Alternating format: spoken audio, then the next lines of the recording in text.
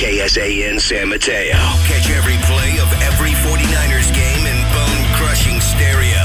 12, shotgun snap, Garoppolo throws middle, touchdown 49ers! Right here on your FM radio flagship for 49ers football, 107.7 The Bone. I see we have a news exclusive here, Paul. Yes, we do. And once again, it's been an interesting week for our commander-in-chief. On our newsmaker line to discuss all the current events, it's our President Trump. Good morning, sir. How are you today? Hello, gang. You know, as usual, it's an honor for you, especially Chasta, to have me on your very average show again. And believe me, it's very average. All right, so, Mr. President, the East Coast is dealing with yet another hurricane, and some of the footage is just devastating. Yes, this was a tough one. Horrible hurricane. Right. You know, when it calms down, you can rest assured that I'm going to be out there surveying the damage in my presidential windbreaker, my pressed khakis and white hat, you know, to show everybody some, is that how you say it? Yeah, they're telling me compassion. Compassion, yes, sir. It's very nice of you, Mr. President. Yes, it is. And by the way, I don't know if you know this, but it wasn't just Kanye in the Oval Office yesterday. Really? You know, Kid Rock was here, too. Kid Rock? Yeah, for the Music Royalties Act thingy.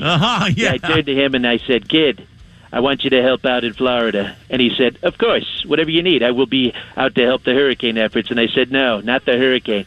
I'm talking about our annual Mar-a-Lago talent show. No, I want this year to be huge, and you need to perform. So he agreed. Personally, I'm not a fan, but my son Baranj is. Baranj. Then again, Baranj also has one of those emotional support squirrels. So Wow. whatever. Now, sir, since you just brought it up, everybody seems to be talking about Kanye's visit to the White House. Now, how do you think it went? Yeezy and Breezy just chilling out in the Oval. I love it. Breezy. It was amazing, one ball. It was simply amazing. First, we had lunch, you know, and then we discussed prison reform. Right. It's an issue near and dear to my heart because, as you know, half my cabinet is or will be in prison. Very unfair. Terrible circumstance for our people. But, yeah, I love Kanye. I love Kanye. I truly feel a deep connection, a personal connection, with anyone who interrupts and belittles people. And that's got him written all over. I mean, you can't teach those types of tremendous people skills. That's all instinct. Right. All instinct. Now, we also talked about the dangers of gang violence, and most importantly, which Kardashian has the best ass. Okay? Really? And if I'm being honest, we both have our opinions, but that conversation took up 90% of our time together. Wow.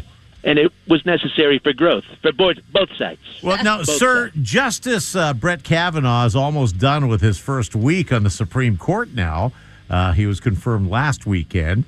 You had the ceremonial swearing in at the White House the other day. Now, I'm sure you must be happy about that. Yes, very happy, Lamont. You know, and it was a beautiful ceremony. Right. Just beautiful. I mean, Brett's now a Supreme Court justice for life.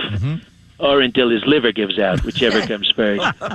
You know, and believe it or not, he's still celebrating. Really? Yeah, matter of fact, he's almost done guzzling that new 77-pack of Natty Light they just came out with. Very high tolerance level. Very proud of him. But that alcoholic, I mean, it's like my own personal one-ball Tonelli. Yes. He really is. Now, sir, your wife Melania is in the news this week. The First Lady said that she considers herself to be one of the most bullied people in the world because of the things that people say about her online. Do you have any reaction to Melania's comments? You know, one ball, if Melania considers herself one of the most bullied people in the world because of the things people say online, well, then she doesn't want to know what is said about her in the Oval Office. Believe me. It's horrible. You know, sounds like I should probably get her an emotional support squirrel, too.